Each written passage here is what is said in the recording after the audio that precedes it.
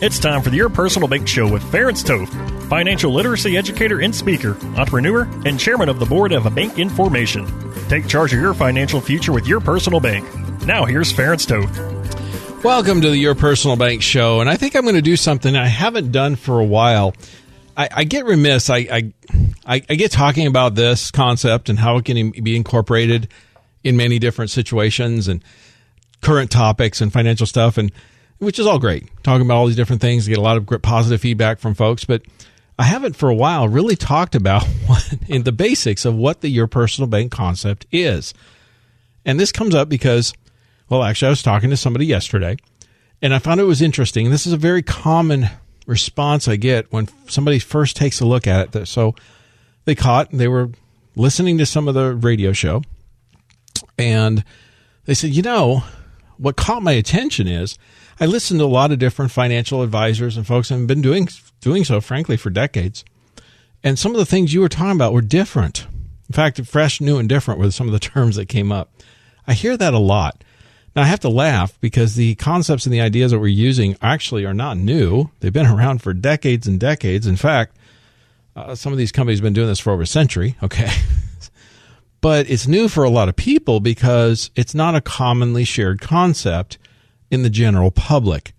It is very common in the institutional world, banking, bank world, corporate world, finance world, institutional investors, those kinds of things. Those kinds of folks, large entrepreneurs, are very familiar with this often and use this tool. It's just not shared with the general public very often. And that's part of the reason why I do the show. One of the main reasons. So what I want to do is, and so if you're familiar with this will be a good refresher. If this is something that you are kind of first looking at or been kind of poking this with a stick, I get a lot of folks, I've been listening to you for a while, and I find it intriguing. In fact, this person I was talking to yesterday, she said, it intrigued me enough. I went to your website. I actually went and listened to parts of about 4 or 5 different previous shows, and after about 20 minutes, I started getting a pretty good handle on all how this works. And I said, yeah, it's hard I can explain it briefly in 5 minutes. I can have somebody fully kind of comprehend it in about 20 minutes. So this is it. This is how the Your Personal Bank concept works. Like I said, great refresher. If you've heard it before, and if you're still looking at this, poking this with a stick, this will be a great. So I'm going to encourage you to pay attention. How's that? So first of all, what is Your Personal Bank? And really what it is it's quite simple. It's a financial concept that strategically integrates financial tools from both the banking and the insurance industries. And the goal is to continue growth on funds even when you access them for other purposes. Now, that's kind of interesting, and I'm going to explain this further, what I mean by that, of course, because it's a term called positive arbitrage. And when I say that, many people kind of lose them because they don't really fully get what that means. Well, we're going to discuss it further. Now, how does Your Personal Bank work? Again, it's very simple. It's a 2-step process. And I just want everybody to understand, some people try to make this out more complicated than it really is. Folks, it's not complicated. It's very simple, actually. And here's how it works. The first step is we set up a high cash value policy that's designed to maximize tax-favored cash growth. Okay? And step 2 is then we connect a bank line of credit is established using the cash in the policy as collateral. So the bank line is attached to the policy. The cash in the policy is the collateral for the line. Okay? So now when I talk about using a cash value policy, an insurance policy, the problem I run into, this is the number one problem, or the number one misconception, I should say, it's a better word, that people have is the type of insurance I'm talking about using is a type that most people I find are just not familiar with. Okay? In fact, it's the opposite on how most people use and think of in insurance. Again, this product is designed to maximize cash growth. Again, not death benefit.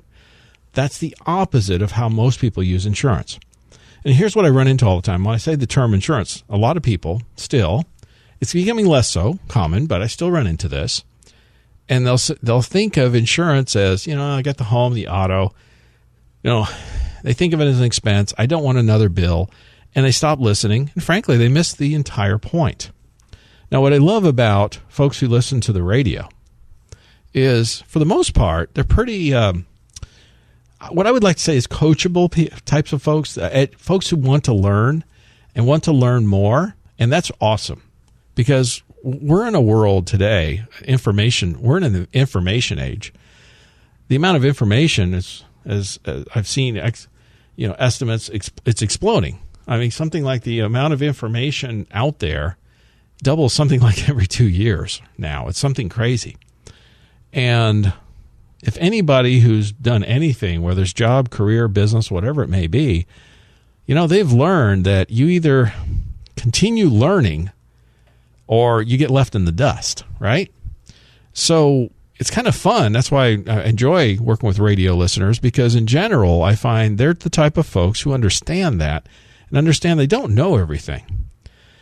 I don't know everything, but we're always learning, right? And this is a concept, again, for most people, it's fresh, new, and different. So you're learning something new, a new way to think about money.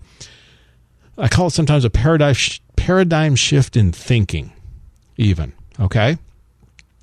Actually, well, we'll go into that a little further. I want to stick to the basics here before we get into some of the esoteric, deeper stuff. You know what I mean?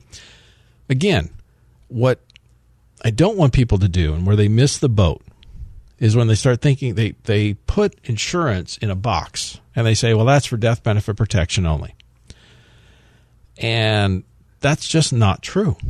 There are lots of different products that are used for a lot of different purposes, okay?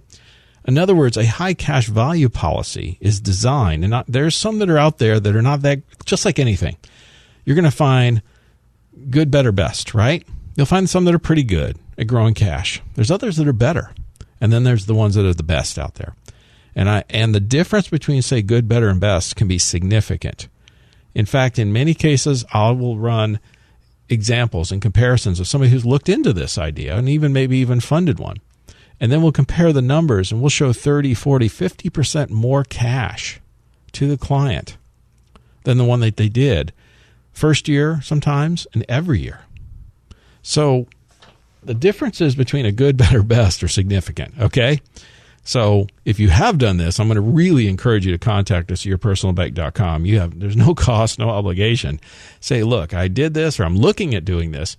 Here's the numbers. Email it to us. We'll run a head-to-head apples to apples comparison. I'll show you the difference. And in most cases, it's mind-boggling. It really opens people's eyes up. And I always say, folks, look, don't listen. If you like me, trust me, that's great.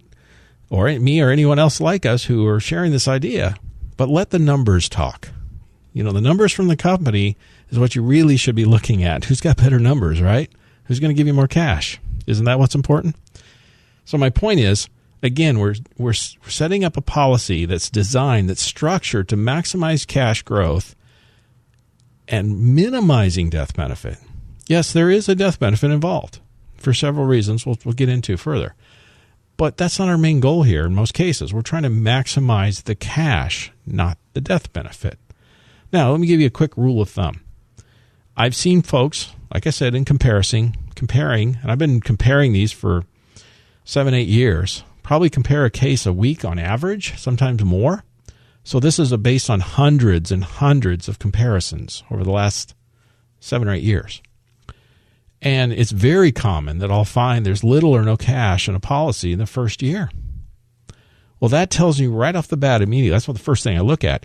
If you don't have at least 50% of what you're contributing available in the first year, your policy is not structured correctly. I'm going to tell you that straight off the top, period. That's a great rule of thumb to start with. Now, we can often do much better than that. We can often get up to 80, 90% even cash available day one, depending on how we structure it. But you should at least have 50, okay? So if you're looking at this, or you're considering this, or you have one and you look at your first year cash, if you contributed 10 grand or 100 grand and you don't have 5 grand or 50 grand available, cash available day one or more, it's not structured right, folks. It's that simple. that's a real quick, simple way to look at it and can realize, wait a minute, do I have good, better, or best? Okay. Second thing is, it has to be with a mutual company. There's a lot of different insurance companies out there. And why a mutual? And, many of us have heard of many of the, we're familiar with the mutual. You've heard of Northwestern Mutual or Mass Mutual or Mutual of Omaha. There's various other names that are very, very household names, okay? And we work with many of those companies, okay? Understand. My point is, you want a mutual because there's no stockholders. See, those of you who own stock understand that if you're a stockholder in a company and say it issues a dividend or a profit, you get part of that, right? Well, if there's no stockholders, who gets in the company makes a profit, say produces a dividend, who gets it? The policyholders, the owners. So, do you want the stockholders to get the dividend, or do you want to get it? See, if it's not a mutual company, they got to share, they got to split it, don't they? Stay tuned in the next segment. We're going to go into this further about what is your personal bank and how it works. So stay tuned. For more information on Your Personal Bank, feel free to contact Ference at yourpersonalbank.com. Back to the Your Personal Bank Show with Ference Toth. All right, welcome back. Today we're really going back to the basics and covering what is your personal bank, because I get asked this question so often. I kind of get remiss. I get off on tangents and good information on but I sometimes need to go back to the basics. So, if you are familiar with this and all, you've seen it before or heard it before, or you happen to be a client, this will be a great refresher. Okay, if you're looking at this or you're poking with a stick, or this will be perfect. Okay, first time to take a look at this. And like I said, what is your personal bank? It's really simple. It's a concept. It's a financial concept where we're strategically integrating a bank financial tool with an insurance financial tool to create positive arbitrage, to create return on your money even after you spend the money. Okay? That's interesting. Okay? How does it work? Well, we take a high cash value policy that's established to maximize tax-favored growth. Okay? Second step is then we set up a bank line of credit, and we use the cash in the policy as collateral for the line. So it's a collateralized loan. These are super easy to qualify for, very low interest rate. And the key is you're earning more in the policy than you're getting charged in the bank line. So you're keeping the difference. And what is the difference? Well, today it's between 2 and 3%. So if you're earning 6% dividends, for example, which, by the way, you can still do today and have done for the past 25 years plus, with guarantees, with safety, with tax benefits. Hey, folks, 6% tax-free ain't bad, okay? Especially when you're looking at it with guarantees involved. And then you access the money through the bank line, and you're getting charged between low to high 3%. You're literally picking up the difference. You're keeping the difference, which is between 2 and 3%. Now, remember, some people say that's not a lot of money. This is how money you spent. When you spend dollars, you pay bills, you purchase things, or you take those dollars and you invest them in something. Do you get a return on those dollars now? The answer is no. Now, your investment might grow in value, but the dollars you used stop earning interest, right? Because you traded the dollars for the asset, right? Or you traded the dollars for the item you purchased, whether it be a car or a house or any other clothes or food or any other item for that matter, right? Or if you paid off debt, obviously you spent the dollars, you paid off the debt, you don't have the bill anymore, but you don't have the dollars anymore either, do you? In other words, those dollars stop working for you. They stop earning interest for you. You stop benefiting from something called compound interest, okay, from those dollars. Well, here you can still pick up a portion of that. You can still pick up 2 or 3% on dollars you spent. That's powerful when you start adding that up over time, okay? Now, again, the most common misconception is the type of insurance we're using is not what most people are familiar with, okay? Most people think of insurance as a death benefit protection tool. We're using it for the opposite reason, to maximize cash growth, okay? And here's in essence, how we do it. See, there are insurance products out there with companies, mutual companies, who've been paying 6% dividends plus for the past 25 years and have never missed a dividend since before the Civil War, literally. Folks, that's powerful. These are companies that are A+ rated, tons of cash reserves, are well positioned to continue to pay. There's another question I get all the time. Well positioned to continue to pay dividends for the foreseeable future.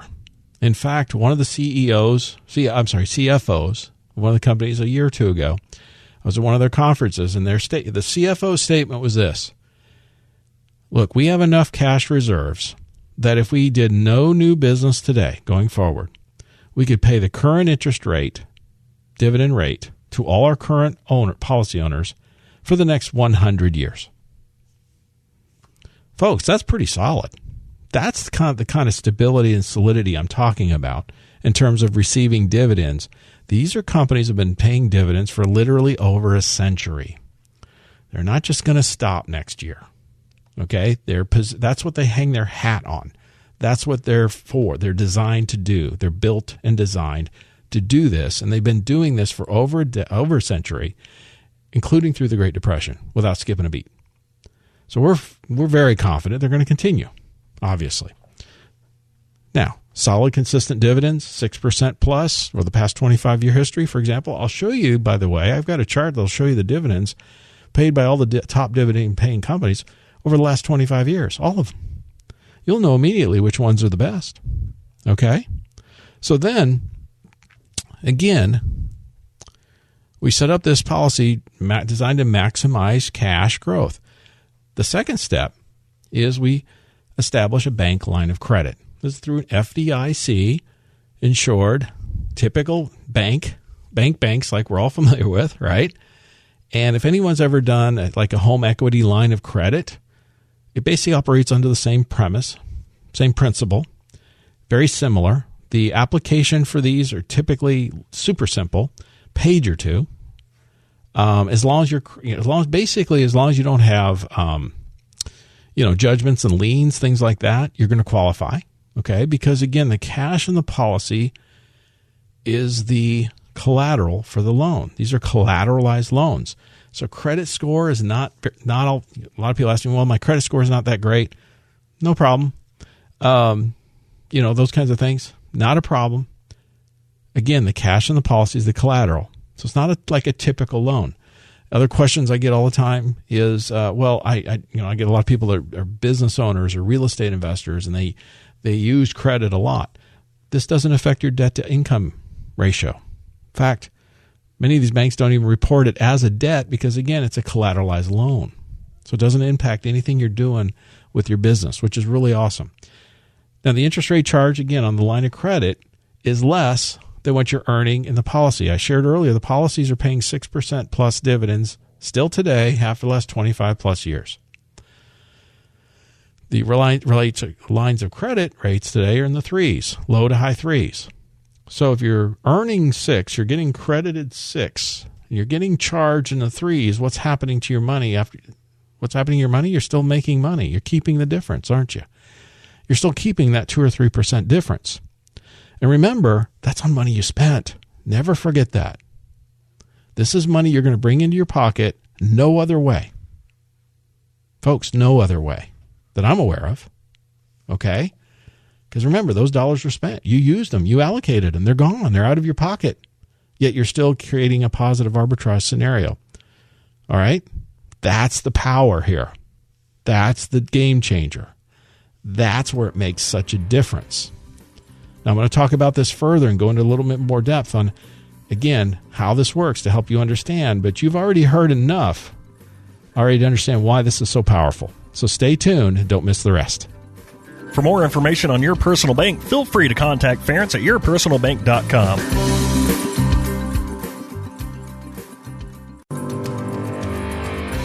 Back to the Your Personal Bank Show with Ference Toth. All right, we're back with some more good stuff. Today we've really been gone back to the basics on what is your personal bank and how does it work. And if you missed the first couple segments, I'm going to really encourage you to go back to Your Personal Bank or go to yourpersonalbank.com, our website, and go back and listen to the first couple segments if you really want to understand how this works. And this is a great show. If you want somebody to take a look at this or introduce them to this idea, this will be a great one for them to look at and consider. Again, what is your personal bank? Really simple. We're using a bank tool, financial tool, and an insurance financial tool, strategically integrating the two to create return interest on your money after you spend it or allocate it elsewhere. Folks, this is different. This is game-changing financially for many people because this will increase the amount of money you have available. This will supplement retirement, increase the amount of money you have for retirement, for example, and many other things. How does it work? Again, simple. We set up a high cash value policy. This is a policy designed to maximize cash, not death benefit. We're doing the opposite of what most people think of when they think of insurance or the purpose or use of insurance. We have companies that have been paying 6% plus dividends for the last 25 years plus, never missed a dividend since before the Civil War, literally. So these are strong, high dividend paying companies. I can show you the chart of all the companies, what they paid over the last 25 years, all the top dividend payers, I should say. And you'll see immediately who you want to work with, okay? The lines of credit, they're charging in the threes, low to high threes. So, and the cash in the policy is the collateral for the loan. So this is a collateralized loan. There's no loan fees. You only get charged interest when you allocate the funds. So you're in a positive arbitrage situation then, aren't you? Because if you're earning 6, for example, getting credited as 6% dividend, and you're getting charged in the threes, what's your money doing? It's still growing, 2-3%, right? 2-3% positive arbitrage.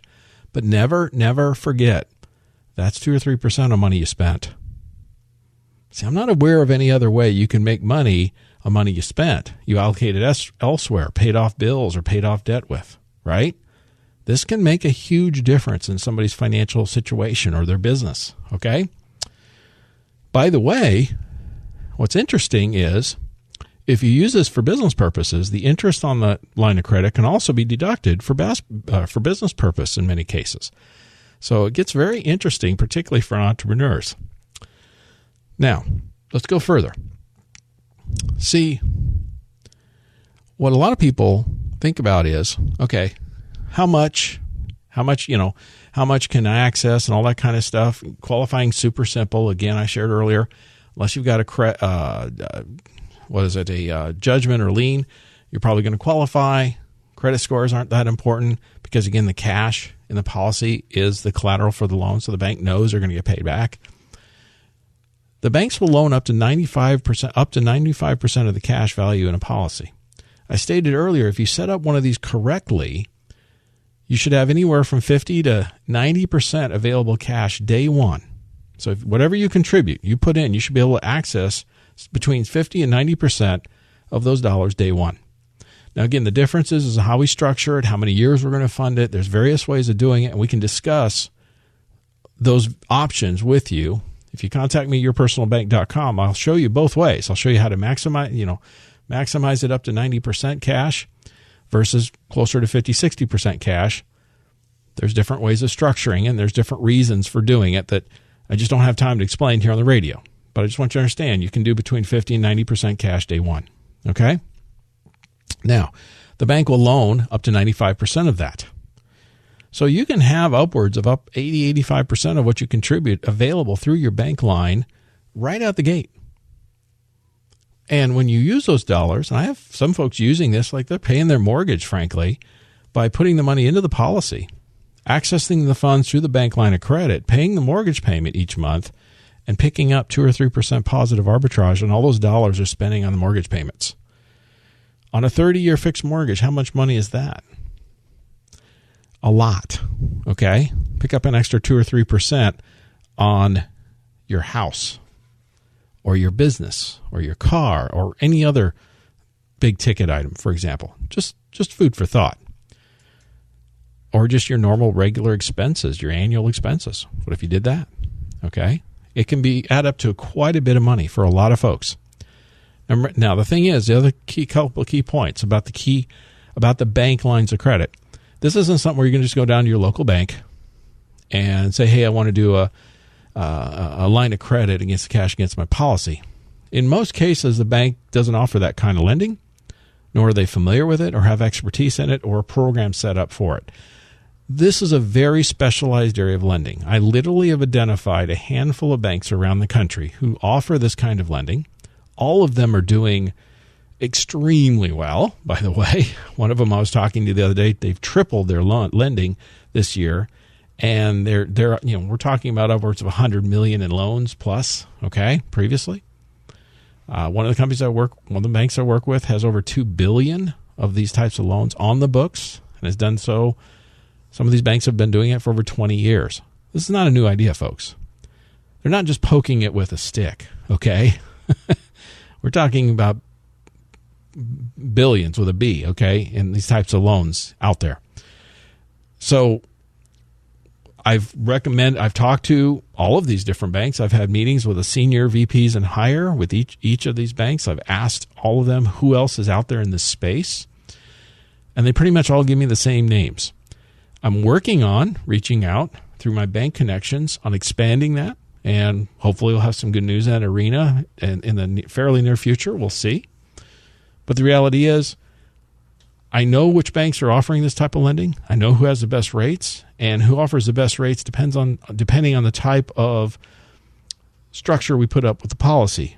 Depending, again, how we structure it can depend on which bank is the best fit too. So we've got to fit not only we got to fit the policy to maximize cash, we then need to fit the right bank to the right policy with the right company, because they all don't work with all the companies either. So it's like this big jigsaw puzzle we put together to maximize cash growth for you on a guaranteed safe basis with tax benefits. And then when you access the dollars, you still get the best positive arbitrage you can get. Okay. So there's a lot of behind the scenes work been put together to make all this happen. But the reality is, what does it do for you? Well, probably the most common uses are debt payoff, purchasing items, or increasing rate of return.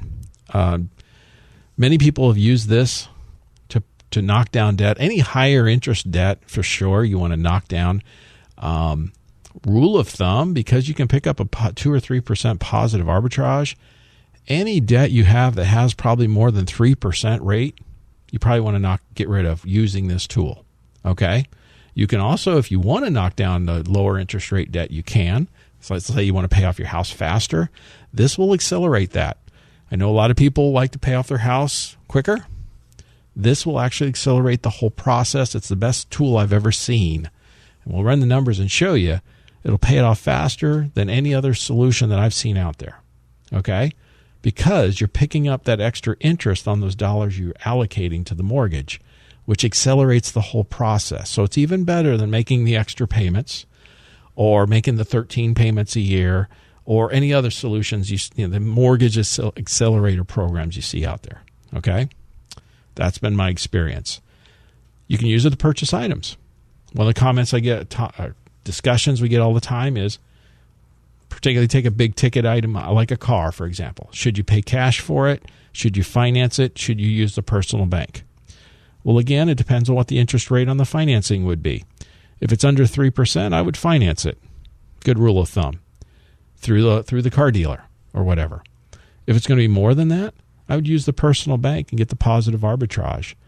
It's better than paying cash and giving up the cash and giving up the ability to earn interest, right? Stay tuned in the next segment. We're going to talk about this further, because the next one I want to talk about, I'm going to touch more on the purchase items, but I really want to hit on how do you increase your rate of return on your investments. So stay tuned. For more information on Your Personal Bank, feel free to contact Ference at yourpersonalbank.com.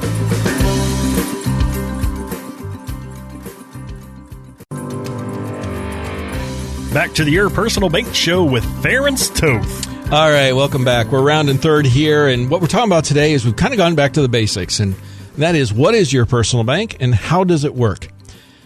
You know, if you've been looking at this idea for a while, or poking it with a stick, or you're more familiar with it, this will be a great refresher, help you understand it further. If you're really just looking at it, or you want somebody to take a look at it, this will be a great show to steer them towards. Send them to it. Contact us at yourpersonalbank.com. We'll be happy to send it to you, or you can look at it, listen, download, whatever. But I really encourage you, if you missed the first segments and you want to learn more about how this works, go back to those. Quick refresher, or just real fast. What is your personal bank? It's a financial concept where we're strategically aligning a big financial tool with an insurance financial tool. We set up first we do is we set up a high cash value insurance policy to maximize cash. We're maximizing cash, minimizing death benefit, which is the opposite of how most people operate with insurance. You want to have at least 50 to 85%, 90% cash available day one. If you don't, it's not structured correctly. Okay. Then we set up a bank line of credit, and the cash in the policy is the collateral for the line. So it's a collateralized loan, very simple to qualify for. Credit scores and things don't really matter all that much. As long as you don't have any judgments or liens, you should qualify. It's very easy. It doesn't affect the debt to income ratio if you're doing business or real estate transactions, things like that. It's a really cool tool. Okay. And the bottom line is, what happens is, the high cash value policy, we got companies paying 6% plus dividends and have so the past 25 years. I'll show you all the top dividend payers, and have never missed a dividend since before the Civil War, literally. So these are strong, long-term, high dividend paying companies. And then when you access the fund from the bank line of credit, they're charging 3 to 3.95 range, depending on how much and the amount, that kind of thing. And so what's happening, if you're getting credited 6% dividends and you access the funds and you're getting charged in the threes, what's happening to your money? Well, you're keeping the difference, aren't you? That's called positive arbitrage. You're picking up 2 or 3% on money that you've spent or allocated elsewhere. That's the part you can't forget. Again, this is on dollars that were allocated and used elsewhere. They're not in your pocket anymore. They're gone. But yet you're still picking up positive arbitrage. And that's the game changer. That's the difference. How is it used? Most commonly, debt payoff, purchasing items, or increasing rates of return. I touched on the first two already. Obviously, you can pay off debt. Any higher interest, and what I mean by high interest debt, anything over 3% or higher, I'd consider paying off with this. You can pay lower interest rate debt than that also if you want. But it certainly makes financial sense to do it. Anything at a 3% rate or higher. A lot of people pay off their houses and accelerate mortgage debt payoff this way. It's a faster way because you're picking up interest, positive arbitrage on the dollars you're allocating to your mortgage. It accelerates your debt payoff, your mortgage payoff, whatever it may be. You can purchase items with it. Now, if you're in a situation where you could pay cash for a car, for example, or finance it, sure, which one should you do? Well, there's a third option. What about using the personal bank? See, the problem is with paying cash is simple. When you pay cash for a car, for example, or any other big ticket item, you gave up those dollars for the item, didn't you? Those dollars no longer work for you anymore, do they? They no longer earn any interest or growth. Here, you can still pick up 2 or 3% positive arbitrage on those dollars. If you spent $50,000 on a car, do you want to make an extra 2 or 3% a year on that $50,000 for the rest of your life? By the way, folks, that can add up to a lot of money. Okay? That's what I'm talking about. So typically, this is the best way to go when we're talking about purchasing items, particularly bigger ticket items. Thirdly, you can increase rate of return. Now, real estate investors use this really common. This is the most common use is in the real estate investing world.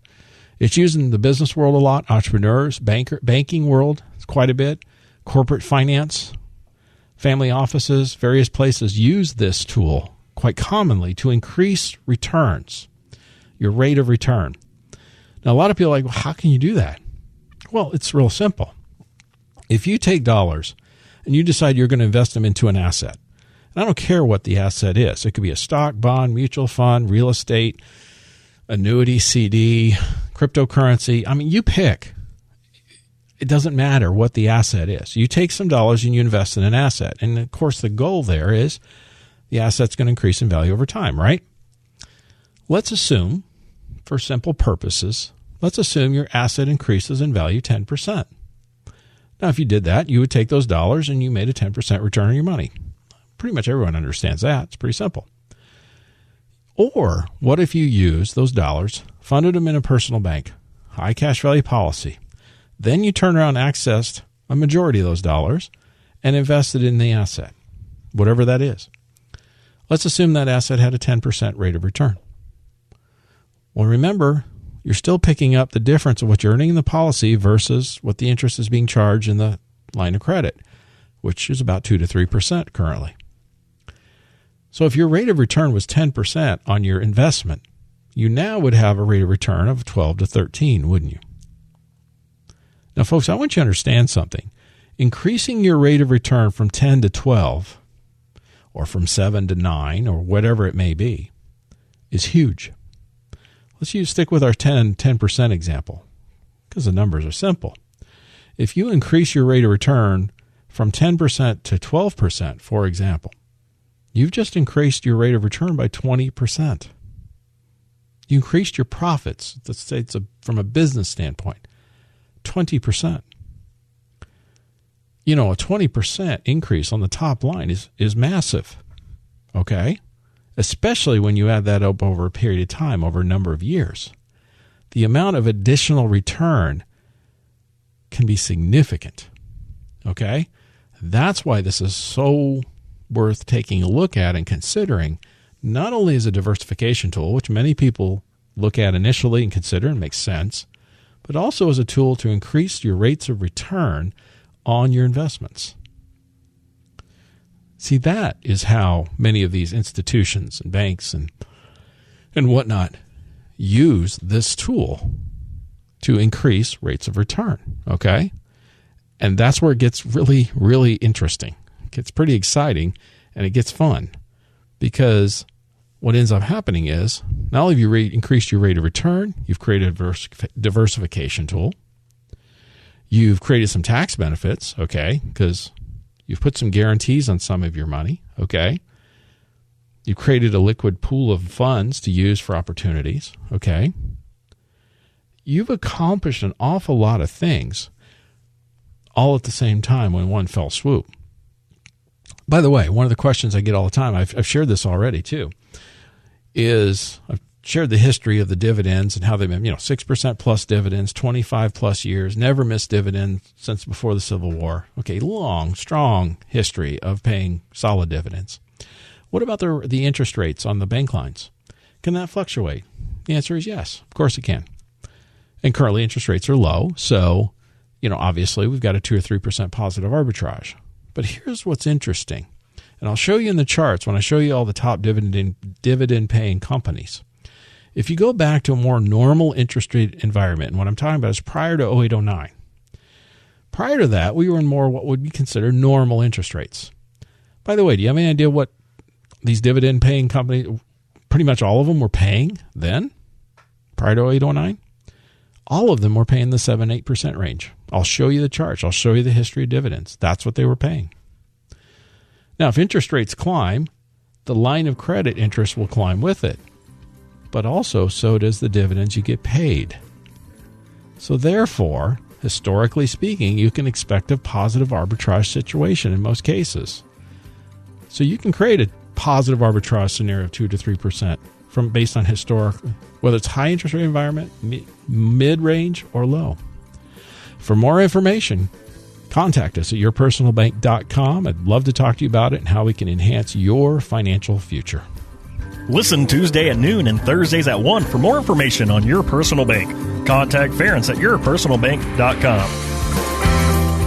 This show is designed to provide accurate and authoritative information. The presenter and guest on this program do not engage in legal, accounting, or tax advice. Professional advice regarding your situation should be sought if required. Products and riders may have limitations and may not be available in all states. Excessive unpaid loans may affect performance. Distributions may become taxable if not managed properly. Replacements may not be suitable for everyone. There may be charges when replacing coverage. Compare when considering a replacement. Dividend rates and baseline of credit rates may change. Contact yourpersonalbank.com for current rates.